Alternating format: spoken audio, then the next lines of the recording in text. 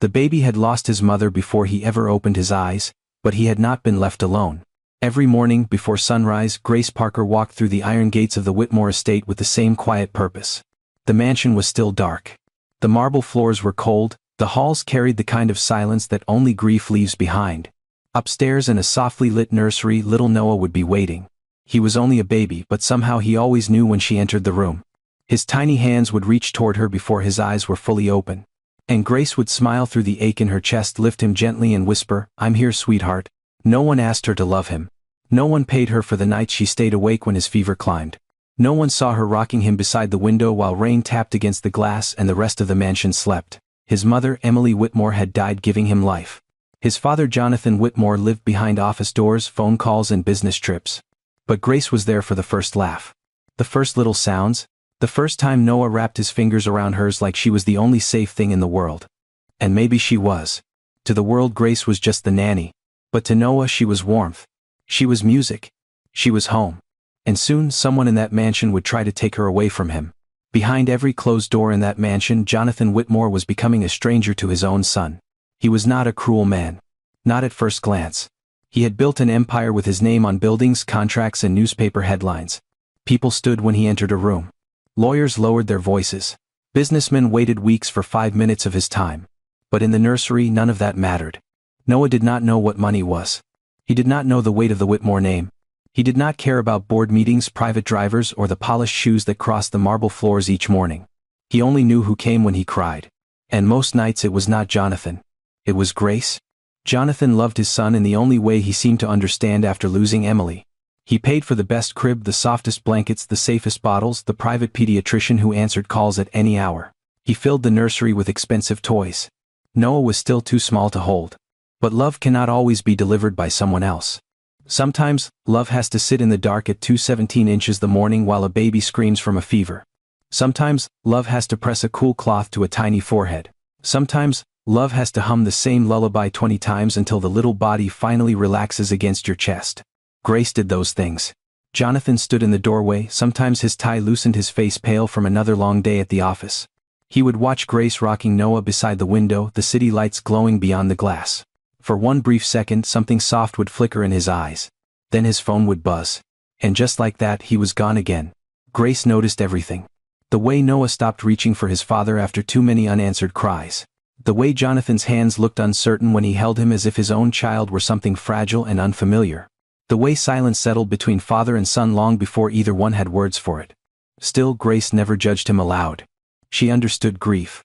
She saw it sitting on Jonathan's shoulders every morning. She saw it in the empty chair at the long dining table.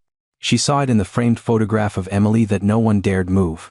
But she also saw a baby growing up inside that grief. A baby who needed more than a last name. One rainy evening, Noah woke crying harder than usual. His little fists were tight. His face was red. Grace rushed in before the housekeeper even heard the sound. She lifted him, held him close and whispered, "Easy, sweetheart, I've got you." Jonathan appeared moments later in the hallway dressed for another business dinner. For once he did not speak. He simply watched. Noah's cries faded against Grace's shoulder. His tiny hand found the collar of her blouse and held on, desperate and trusting. Jonathan's eyes dropped to that small hand. Something in his face changed. Maybe he saw it then. Maybe for the first time he understood that while he had been building a future for his son, Grace had been giving Noah the one thing money could never buy. A home inside someone's arms. The next morning the mansion felt different. Not louder. Not colder. Just different. Grace noticed it the second she stepped through the front door. The housekeeper avoided her eyes. Two maids stopped talking when she passed the hallway. Even the old grandfather clock in the foyer seemed to tick too loudly, as if it knew something Grace did not. She held Noah's bottle close to her chest and walked toward the kitchen. That was when Jonathan's voice came from behind her. "Grace. We need to talk." She turned. Jonathan stood near the marble counter, his face tired, his eyes guarded. Beside him stood Claire Bennett, his fiancée. Claire was beautiful in a way that looked polished, planned, and expensive. Her cream-colored suit had no wrinkles. Her diamond earrings caught the morning light. Her smile was soft, but it never reached her eyes. Grace felt her stomach tighten. Noah was in the nursery upstairs, still sleeping after a long night. Grace had stayed with him until almost dawn, humming softly while his tiny fingers held the edge of her sleeve. Now standing in that perfect kitchen, she suddenly felt as if someone had pulled the floor from beneath her. Claire spoke first. Grace, dear Jonathan and I have been talking. Her voice was smooth, too smooth. With the wedding coming next month, we feel it's time for some changes in the house. Grace did not answer right away. She looked at Jonathan. He looked down. That told her everything. What kind of changes? Grace asked. Claire folded her hands in front of her like she was delivering good news at a charity luncheon. Noah is growing. He needs structure. A more refined environment. Private instructors. A bilingual nanny. Music lessons when he's older, someone trained for the life he was born into. Grace's throat tightened. The life he was born into, she repeated quietly. Claire's smile sharpened. Yes. The Whitmore life. Jonathan cleared his throat. Grace, no one is saying you haven't done a wonderful job. Wonderful. The word landed like a slap. Wonderful was what people said before they took something away. Jonathan continued, but his voice had lost its strength. You've been good to Noah. Better than good. But Claire believes and I agree that my son needs someone who can prepare him for the world waiting for him. Grace stared at him.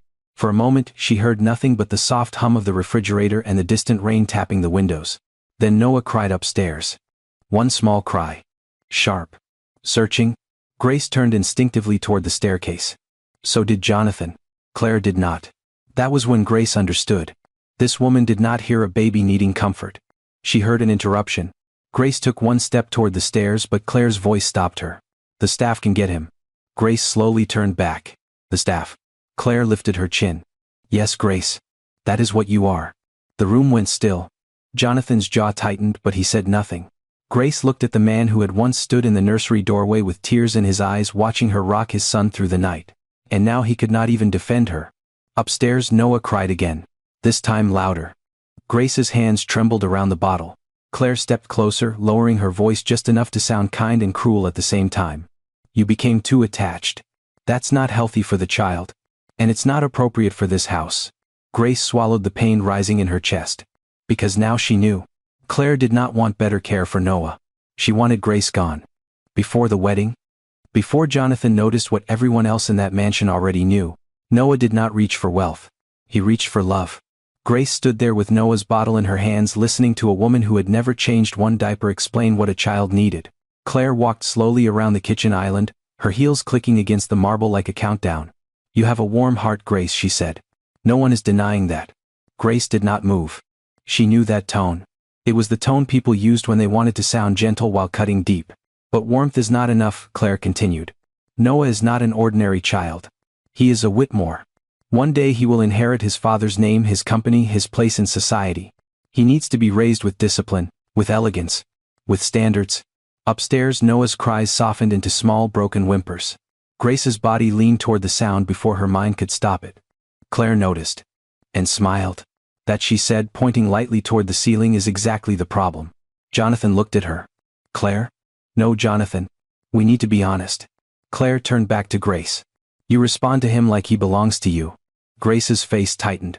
He cries, she said quietly. I go to him. That is not motherhood. That is employment. The words sliced through the room. Even Jonathan flinched. Grace's grip tightened around the bottle until her fingers ached. For 8 months she had been the one pacing the nursery floor at midnight. She had washed tiny blankets by hand when Noah's fever broke. She had slept upright in a rocking chair because he would wake the moment she tried to lay him down. But Claire reduced all of it to a job title. Employment. A task. A line on a payroll sheet. Claire stepped closer, lowering her voice. You have crossed a line. A nanny comforts. A nanny feeds. A nanny follows instructions. She does not make herself the center of a child's emotional world. Grace looked at Jonathan, waiting for him to say something. Anything. He rubbed his forehead like a man trapped between two doors, afraid to open either one. Claire saw his weakness and moved straight into it. Jonathan, you told me yourself. Noah needs the right foundation. A French tutor. Early music instruction. Proper table manners when he's old enough. The right language, the right schools, the right people around him. Grace almost laughed, but there was no humor left in her. He is a baby. Claire's eyes cooled. He is an heir. That word hung in the air. Not son. Not child.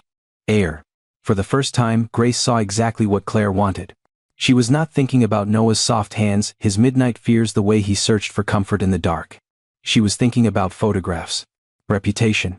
A perfect family portrait after the wedding. A handsome widower. A beautiful new wife. A baby with the right last name. And no nanny in the background who knew the truth of what that child needed. Jonathan finally spoke. Grace, Claire only means that Noah's future has to be considered. Grace turned to him slowly. His future, she whispered. What about tonight? What about right now? Noah cried again. This time it was a tired cry. The kind that came when a baby had waited too long for the arms he trusted. Grace could not stand it anymore. She placed the bottle on the counter and walked toward the stairs. Claire's voice cracked like a whip. Grace, stop. Grace stopped on the first step. Behind her, Claire said the words plainly now. You are not his mother. Grace closed her eyes. For 1 second the whole mansion seemed to hold its breath. Then Grace turned back. Her voice was low. No. I'm not the woman who gave birth to him. She looked at Jonathan. But I am the woman he reaches for when everyone else walks away. Jonathan's face tightened as if Grace had struck something he had tried very hard not to feel. For a moment he looked toward the stairs. Noah was still crying. Small, tired, waiting. Then Claire stepped between them, smooth and calm, like she was closing a door. Jonathan, she said softly, this is exactly what I warned you about. Grace stared at her. Warned him. As if love were a danger. As if a baby reaching for the only steady arms he knew was some kind of crime. Jonathan looked away first. That hurt more than anything, Claire had said. Grace, he began, his voice low, you've been good to this family. No one can deny that. Grace's chest tightened. Good to this family? She had not been good to the family. She had been awake when no one else heard Noah choking on his own sobs. She had held him through fevers. She had whispered his mother's name into the quiet nursery, so the baby would grow up knowing he came from love, not just loss. But Jonathan kept talking. We'll give you a generous severance package. More than fair. You won't have to worry for a while. Claire opened her leather handbag and pulled out an envelope as if she had been waiting for this moment all morning. There's a check inside, Claire said. Enough to help you start over. Start over. The words nearly made Grace laugh. Where was she supposed to start over when her whole heart was upstairs crying in a crib? She looked at the envelope, then at Jonathan. You think this is about money? Jonathan said nothing. Grace took 1 step down from the staircase. Her hands were shaking now, but her voice stayed clear. You think I stayed because of a paycheck? Claire's expression hardened. Grace, don't make this dramatic. Dramatic, Grace repeated. The word came out like a whisper, but it filled the room. She pointed toward the ceiling. That little boy wakes up at night calling for someone who doesn't come. He reaches into the dark and grabs my finger because he's scared. He doesn't know what a bank account is. He doesn't know what your name means. He only knows who holds him when the world feels too big. Jonathan swallowed. Grace saw it. A crack in him. But Claire moved quickly. You were hired to care for him, not claim him. Grace turned to her. I never claimed him. Her eyes filled, but she refused to let the tears fall yet. I loved him. The kitchen went silent. Even the rain seemed to soften against the windows. Grace looked back at Jonathan, and now the pain came through, raw and impossible to hide. I gave that child everything I had. My mornings, my nights, my prayers, my strength when I had none left. And now you want to hand me an envelope and send me away like I'm an old piece of furniture that no longer fits the room. Jonathan flinched. Good. She wanted him to feel it. Just once. I know I'm not his mother, Grace said, her voice breaking. I know I didn't give birth to him. But after Emily died, someone had to stay. Someone had to love him through the silence she left behind. Noah's cry rose again. Grace closed her eyes. Her whole body leaned toward him. Then she opened them and looked straight at Jonathan. You can fire me from this house, she said. But you cannot tell me that baby is not my family. Claire's smile vanished. And Jonathan for the first time looked afraid. Jonathan stood frozen in the kitchen, staring at Grace as if he had never truly seen her before. Not as the woman on his payroll. Not as the quiet nanny who entered through the side door every morning. But as the person who had been living inside his son's tears while he was busy surviving his own grief. Claire saw the shift in his face and it scared her. So she did what people like Claire always did when love threatened power. She reached for status. Jonathan, she said, her voice sharper now, you cannot let an employee speak to you like this in your own home. Grace turned slowly. An employee. There it was again. That cold little word meant to put her back in her place. Claire stepped closer, chin lifted, diamond earrings flashing under the kitchen lights. This house has rules. This family has a name. Noah will grow up with the finest schools, the right manners, the right circles. He cannot be raised by someone who forgets where she stands. Grace's eyes filled, but this time the tears did not make her look weak. They made her look dangerous. Quietly dangerous. Where I stand, she asked. Claire did not blink. Yes. Where you stand. Grace looked toward the staircase. Noah had stopped crying for a moment. Not because he was calm. Because babies do that sometimes when no one comes. They pause. They listen. They wait to see if the world has forgotten them. Grace knew that pause. She hated that pause. She looked back at Claire. I stand beside his crib when he wakes up shaking, Grace said. I stand in the hallway at midnight when he cannot sleep. I stand in the bathroom holding him against the steam when his little chest gets tight. I stand right where a mother would stand. Claire's face hardened. But you are not his mother. No, Grace said. I'm not. Her voice softened and somehow that made the room feel even smaller. I didn't carry him. I didn't give him life. Emily did. And I honor that every day. I tell him about her. I say her name. I keep her picture near his crib so he will grow up knowing he was loved before he ever took his first breath. Jonathan's eyes moved to the floor. Grace took one step closer. But after she was gone, someone had to love him in the morning. Someone had to know which cry meant hunger and which cry meant fear.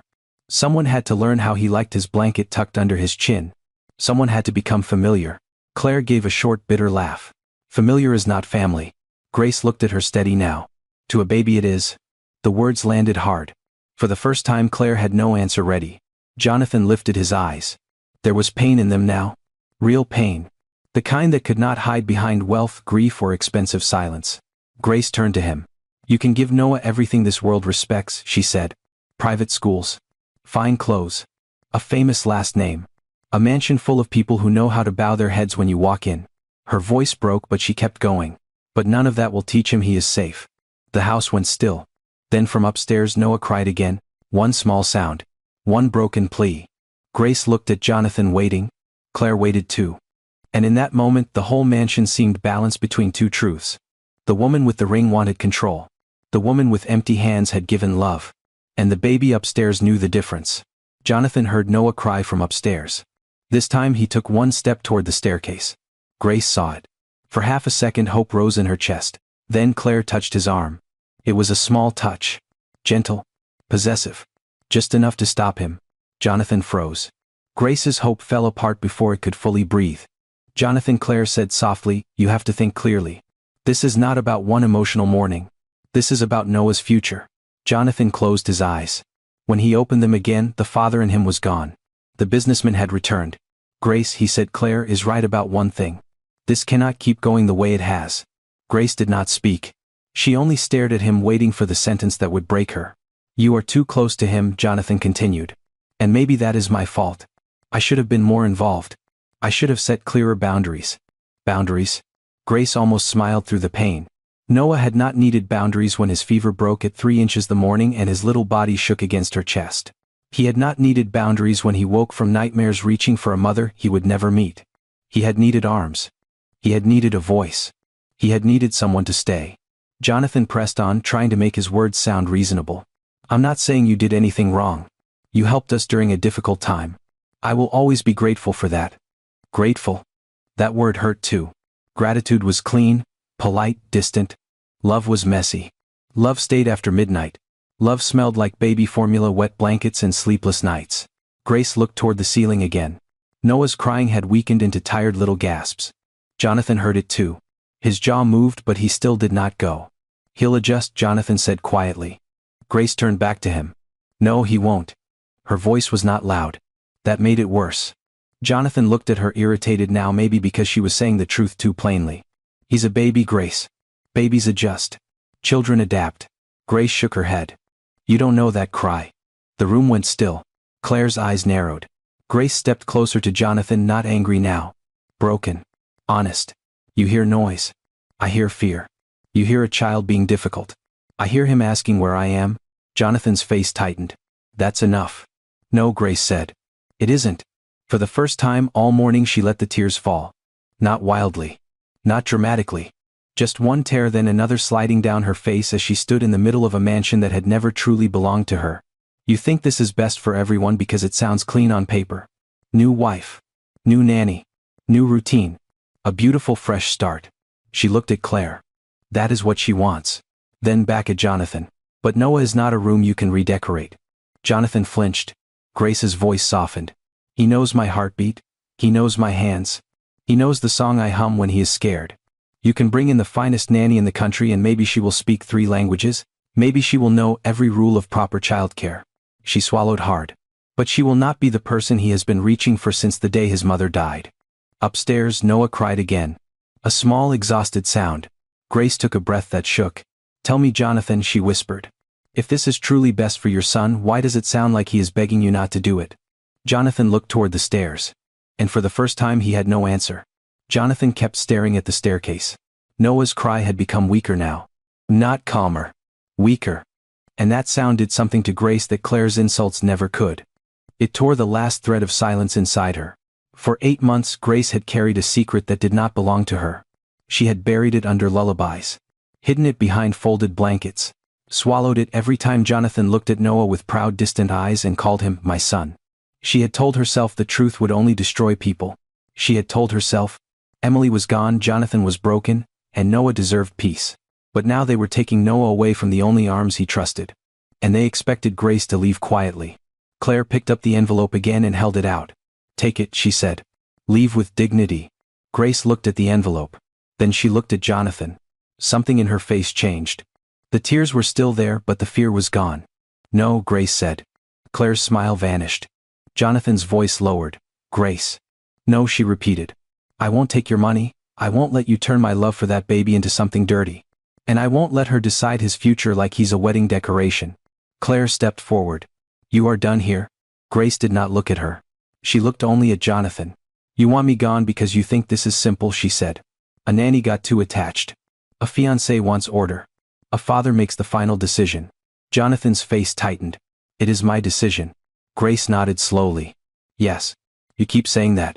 The room seemed to shrink around them. Grace could hear the rain against the tall windows. She could hear Claire breathing through her nose, sharp and angry.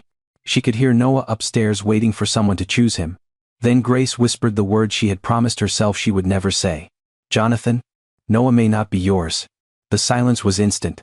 Heavy. Dead. Claire went completely still. Jonathan did not move at first. His eyes stayed on Grace, but his face lost all color, as if the words had reached him before his body understood them. "What did you say?" he asked. His voice was barely human. Grace's heart slammed against her ribs. There was no going back now. "I said Noah may not be your biological son." Claire let out a sharp laugh, too quick, too loud. "This is disgusting." She's desperate. She'll say anything to stay. But Jonathan did not look at Claire. He looked at Grace. His hands slowly curled into fists at his sides. "You are talking about my wife," he said. "You are talking about Emily?" Grace nodded, and the motion nearly broke her. "I know. You are accusing a dead woman who cannot defend herself. I know. You are saying my child." His voice cracked. He stopped. For the first time since Grace had known him, Jonathan Whitmore looked less like a powerful man and more like a husband standing at the edge of a grave. Grace's voice shook, but she forced the truth out. "I never wanted to hurt you.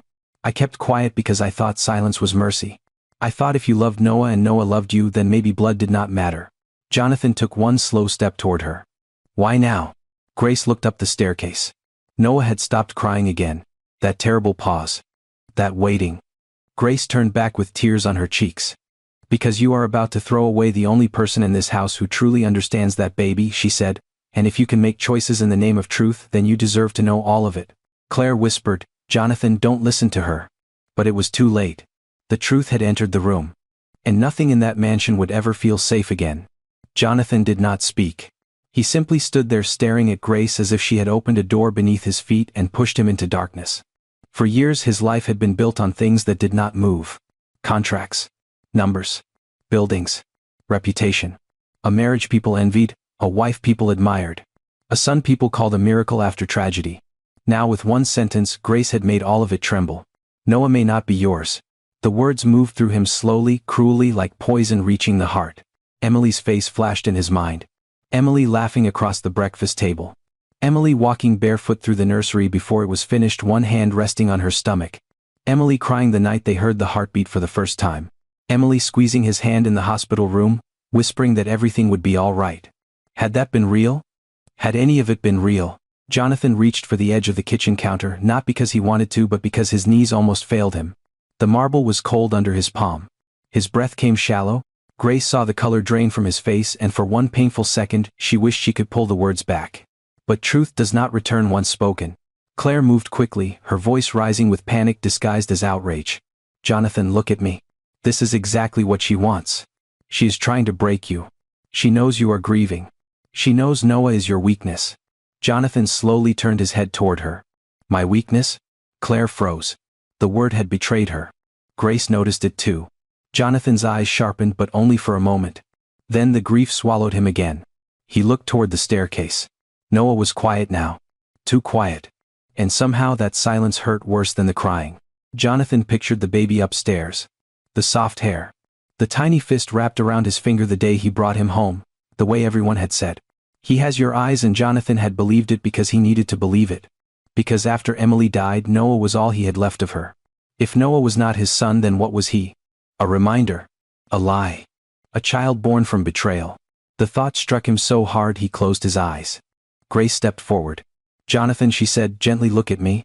He did not. Please? His voice came out rough. Don't. Grace stopped. I am not trying to take him from you. He opened his eyes then, and they were full of pain. You already did. The words hit her hard, but she accepted them. Maybe he needed someone to blame. Maybe in that moment blame was easier than heartbreak.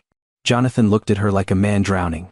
Every time I held him, he whispered, every time I called him my son, you knew. Grace's tears fell again. I suspected. That is not an answer. I knew there were secrets, she said. I knew Emily was afraid before she died. I knew there were things she never told you. Jonathan's jaw tightened at Emily's name. His dead wife. His beloved wife. His possibly unfaithful wife. The woman he had mourned like a saint. Now even her memory felt unfamiliar. Claire reached for him again. Jonathan, please. Do not let this woman poison Emily's memory. This time Jonathan pulled his arm away. Claire's hand remained in the air for one frozen second before falling to her side. Grace saw it. So did Claire. Something had changed. Jonathan was not defending Grace. Not yet. But he was no longer fully protecting the lie. He stepped away from both women and looked up the staircase. Noah, he whispered. Not my son. Not the heir. Just Noah. A baby sleeping upstairs while the adults below him tore his world apart. Jonathan covered his mouth with one trembling hand, and for the first time since Emily's funeral, the most powerful man in that house looked completely powerless. Jonathan turned back to Grace slowly. His eyes were no longer cold. They were wounded. Say it clearly, he said. No more hints. No more half-truths. Grace's lips parted, but nothing came out at first. Because the name in her throat was not just any name. It was a name Jonathan trusted. A name that had sat at his dinner table. A name that had stood beside him at Emily's funeral. A name that appeared on company documents, charity invitations, and framed photographs in Jonathan's study. Grace looked at the rain sliding down the kitchen windows. Then she said it. Emily was involved with Michael Harris. Jonathan did not react right away. That was the frightening part. He only stared at her as if his mind had refused to let the words enter. Claire's eyes flickered. Grace saw it. A small movement. Fast.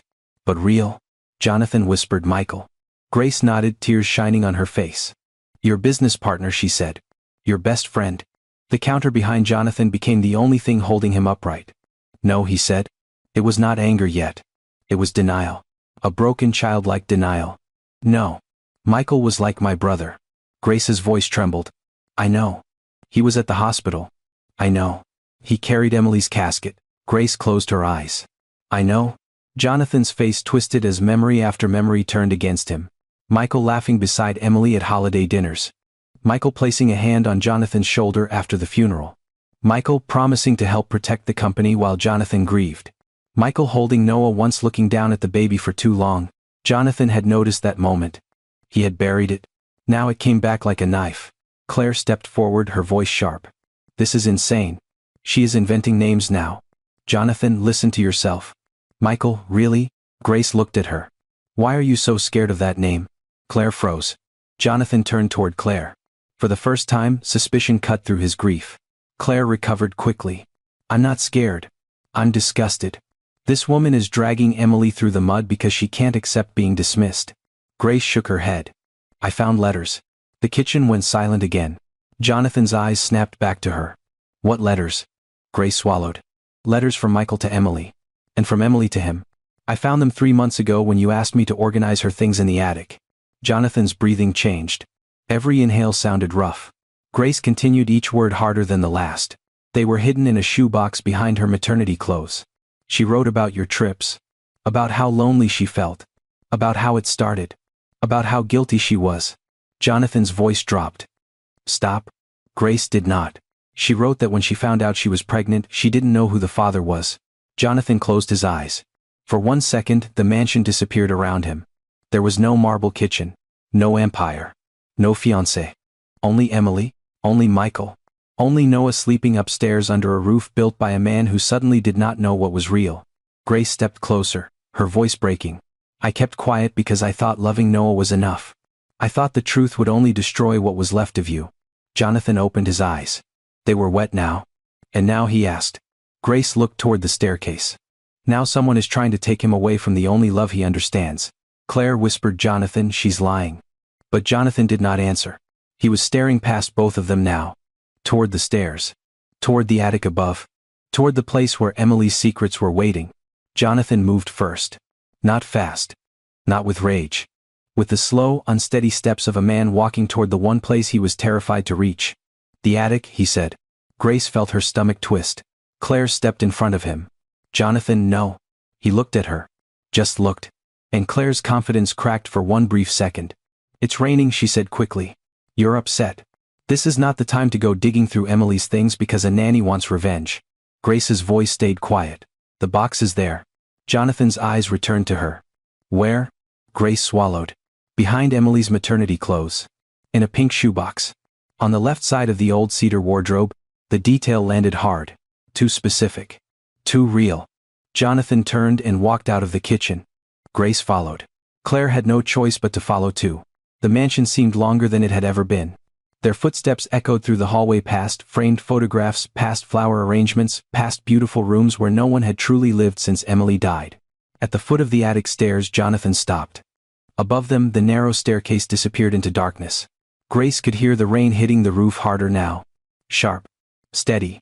Like fingers tapping on a coffin lid. Jonathan placed one hand on the railing. His fingers trembled. For months, Grace had imagined this moment and prayed it would never come. She had pictured anger. Screaming. Maybe even security dragging her out of the mansion. But she had not imagined this. Jonathan's silence. His shaking hand. His grief standing beside him like a shadow. He climbed. Each wooden step creaked under his weight. At the top, Grace reached for the light cord. A single bulb flickered on, weak and yellow. Dust floated through the air. White sheets covered old furniture. Boxes lined the walls. The whole attic smelled of cedar paper and memories that had been locked away too long. There, at the far end, stood Emily's wardrobe. Jonathan stared at it. He did not move. Grace stepped forward, but he raised a hand. No, he whispered. I'll do it. He crossed the attic alone. Claire stayed near the stairs, her arms folded tightly across her chest. Her face was pale now, but her eyes kept darting toward the wardrobe. Grace noticed. Jonathan opened the cedar doors. Inside hung Emily's maternity dresses, still covered in clear garment bags. Soft colors. Cream. Pale blue. Dusty rose. He touched one sleeve. For a second his face broke. Then he pushed the dresses aside. Behind them was the shoebox. Pink. Exactly where Grace had said it would be. Claire inhaled sharply. Jonathan heard it. So did Grace. He pulled the box out with both hands and placed it on a covered table. Dust marked the lid. His name was not on it. Emily's was. He stared down at it for a long moment. Then he lifted the lid. Inside were letters tied with a faded blue ribbon. Jonathan did not touch them at first. He only looked. As if paper could bite. Grace's heart pounded so loudly she could barely breathe. Claire whispered, Jonathan. He ignored her. With trembling fingers he untied the ribbon and opened the first letter. His eyes moved across the page. One line. Then another. Then his face changed. The man who owned half the city disappeared. The husband remained. The betrayed husband. The grieving husband. The father who suddenly did not know what father meant. His hand dropped to the table. The letter shook between his fingers. And in the attic above Noah's nursery, Emily's hidden truth finally began to speak. Jonathan read the first letter in silence. Then the second. Then the third. Each page seemed to take something from him. His breath. His color. His certainty. Grace stood a few feet away, holding herself still, afraid that even one movement might shatter him completely. The attic light flickered above them. Rain hammered the roof. Somewhere below, the mansion creaked like an old house trying to keep its secrets from falling through the floor. Claire was the only one who could not stay still. She shifted near the staircase. Then she stepped forward. Then back again. Her fingers twisted the diamond ring on her hand until the skin beneath it turned red. Jonathan, she said too quickly, this proves nothing. He did not look up. Claire swallowed. Old letters can be misunderstood. People write emotional things, dramatic things. Emily was pregnant. She was scared. You know how fragile she was near the end? Grace looked at her. That was the first strange thing. Claire spoke as if she knew Emily's fear personally. Jonathan noticed too. His eyes lifted slowly from the letter. What do you mean near the end? Claire froze. Only for a second. But it was enough. I mean, everyone knows childbirth is frightening, she said. That's all. Jonathan stared at her. The attic became very quiet. Grace felt the air change. Until that moment, the pain had belonged to Emily's betrayal and Michael's name. But now something else was standing in the room with them. Something hidden. Something breathing. Claire gave a tight laugh and pointed toward the letters. Are we really doing this? Are we really letting the nanny turn this family inside out with dusty paper from a dead woman's closet? Grace's eyes narrowed. The letters were exactly where I said they would be. Claire turned on her. And how convenient for you. Her voice cracked on the word convenient. Not angry. Afraid. Jonathan folded the letter slowly. Claire, he said, why are you so nervous? She blinked. I'm not nervous. You are. I'm upset because I love you. No. His voice was quiet now, and that made it worse. You were upset before I opened the box. Claire's mouth opened but no words came. Grace watched her face. The polished smile was gone. The perfect calm had slipped. What remained was a woman calculating too fast and hiding it too poorly. Jonathan reached for another letter. Claire moved suddenly. Don't. The word cut through the attic. Jonathan's hand stopped above the paper. Grace stopped breathing. Claire seemed to realize what she had done. She forced her shoulders down and softened her voice. I only mean you're hurting yourself. Come downstairs, please. We can call Michael. We can ask him directly. We can handle this privately. Jonathan stared at her. You want me to call Michael? Claire's face drained. Grace felt the floor tilt beneath the weight of that mistake. Jonathan picked up the next letter anyway. Claire's eyes followed it like it was a weapon. He unfolded the page. Read one line. Then another. His jaw tightened. Grace could not see the words, but she saw the moment they reached him. His hand trembled. His lips parted. His eyes moved from the paper to Claire. And this time when Claire stepped back, it was not pride. It was panic. Because whatever Emily had written, Jonathan had found more than betrayal. He had found a reason to wonder why his future wife was so desperate to keep the past buried. Jonathan held the letter in one hand and looked at Claire as if he were seeing a stranger wearing the face of the woman he planned to marry. For months he had trusted her calm voice. Her perfect timing. Her gentle hand on his arm whenever grief made him weak. Now, every one of those moments felt rehearsed. Claire stepped backward, her heel catching on the edge of an old rug. She grabbed the stair railing to steady herself. Jonathan, she whispered, you're scaring me. He gave a quiet, broken laugh. I'm scaring you. His eyes moved to the letters on the table. My wife lied to me. My best friend may have betrayed me. The child sleeping downstairs may not be mine by blood. And you, he looked back at her. You have been trying to stop me from opening this box since the moment Grace mentioned it. Claire's lips trembled, but she forced a smile. That is not true. It is. The word was calm. That made it worse. Grace stood near the wardrobe silent. She wanted to speak, but she knew this moment no longer belonged to her. The attic had become a courtroom, and every dusty object in it seemed to be waiting for Claire's answer. Jonathan turned to Grace. And you? Grace's heart dropped. He stepped toward her, letter still in his hand. You kept this from me for 3 months. Grace nodded, tears in her eyes. Yes. You watched me hold Noah. You watched me call him my son. You watched me grieve Emily like she had never lied to me. Grace's voice shook. I thought I was protecting you. Jonathan's face hardened. No. You were deciding for me. The words hit Grace like a slap, but she did not defend herself. Because part of him was right. Jonathan looked from Grace to Claire, then down at the letters again. His entire world had split open, and there was no safe place left to stand. Not with his dead wife, not with his best friend, not with his fiancée, not even with the nanny who had loved his son more faithfully than anyone in the house. Claire saw his confusion and moved toward him carefully. Jonathan, listen to me. Grace admitted she hid this. She is not innocent. She only told you because she was being dismissed. Grace's head turned sharply. Claire continued, gaining strength. She wants Noah. She wants a place in this house. She wants you to believe everyone else is the enemy. Jonathan looked at Grace. For one terrible second, doubt crossed his face. Grace felt it. And it hurt more than Claire's cruelty. But then Noah cried downstairs. One small sound rising through the mansion. Jonathan closed his eyes. That cry cut through every lie in the attic. When he opened them again, they were wet but focused. "Noah is the only innocent person in this house," he said.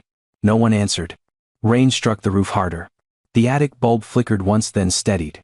Jonathan gathered the letters and pressed them against his chest like they were evidence from a crime scene. "We are going downstairs," he said. "All of us?" Claire went pale. "Grace," whispered Jonathan. "No more secrets." His voice was low, but it filled the attic. "No more decisions made behind my back. No more smiles. No more pretending." He looked at Claire last. "And if you knew anything about this, anything at all, I will find out." Claire's face went still. Too still. And in that silence Jonathan understood something that frightened him more than the letters. The truth was not finished. It had only begun. Jonathan came down the attic stairs with the letters pressed against his chest. Not like a man carrying paper. Like a man carrying the ruins of his life. Grace followed a few steps behind him. Claire came last, quiet now, her face pale under the soft hallway lights. No one spoke. The mansion that had always felt too large suddenly felt too small, as if every wall had moved closer to listen. Then Noah cried again. Jonathan stopped at the bottom of the stairs. The sound came from the nursery. Weak, tired, lonely. Grace looked at him, but she did not move first. Not this time. This choice had to be his. Jonathan stood, frozen letters in one hand, the other gripping the banister. His eyes were wet. His mouth opened slightly, but no words came out. Maybe he was afraid to walk into that room. Maybe he was afraid he would look at Noah and see Michael. Maybe he was afraid he would not. Grace stepped beside him, her voice low. "Jonathan?" He did not answer. She looked toward the nursery door. "That baby has been waiting for you." His jaw tightened. "How do I go in there?" he whispered. "How do I hold him after this?" Grace's heart broke at the question. Not because it was cruel. Because it was honest. She turned to face him fully. "You hold him the same way you did yesterday." Jonathan shook his head. "It's not the same." "No," Grace said softly. "It isn't." "But Noah is." The words stopped him. Grace took a breath. Her hands trembled, but her voice stayed steady. "He didn't write those letters. He didn't tell those lies. He didn't choose how he came into this world." Jonathan looked down at the folded pages in his hand. Grace continued. "He is still the little boy who reaches for your finger. He is still the baby who sleeps better when he hears a calm voice. He still needs someone to show up when he cries." Claire's voice came from behind them, thin and sharp. "Jonathan, you need time. You should not make any emotional decisions tonight." Grace turned slightly, but she kept her eyes on Jonathan. "No. He needs to make one." Claire stiffened. Grace lowered her voice. "Not about me. Not about her. Not even about Emily." She pointed gently toward the nursery. "About him." Noah cried again, and this time Jonathan flinched like the sound touched something deeper than blood. Grace stepped closer. "You asked me how to hold him after this," she said. "You hold him like a father." Jonathan's eyes lifted to hers. "But what if I'm not?" Grace's answer came quietly. "Then become one anyway." The hallway went still. Even Claire stopped breathing. Grace's tears finally spilled over, but she did not wipe them away. "Blood can tell you where a child came from," she said. "It cannot tell you who stayed. It cannot tell you who got up in the night. It cannot teach a man how to love. Only love can do that." Jonathan stared at her. The letters slowly lowered to his side. Grace looked toward the nursery door again. "Noah does not need a perfect father tonight," she whispered. "He needs a present one." For a long second Jonathan did not move. Then he walked to the nursery. He opened the door. Noah was lying in his crib, face red, tiny fists trembling, exhausted from crying too long.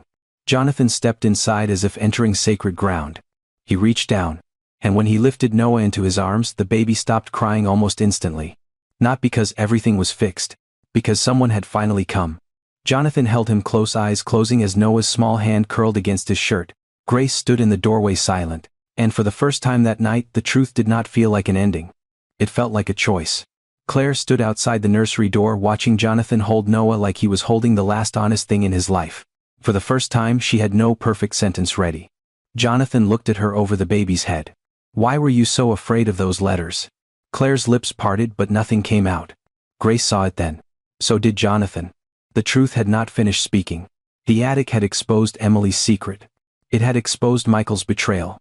But Claire's panic told them there was another door still locked somewhere in that mansion. Jonathan held Noah closer.